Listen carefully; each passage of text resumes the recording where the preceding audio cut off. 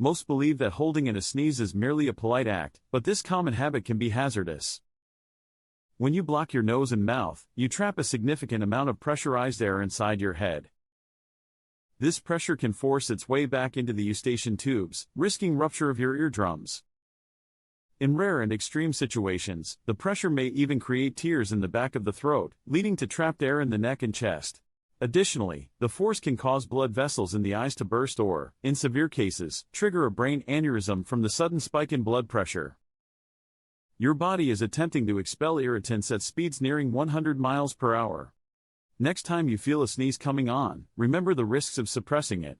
It's better to let it out than to compromise your health for the sake of silence.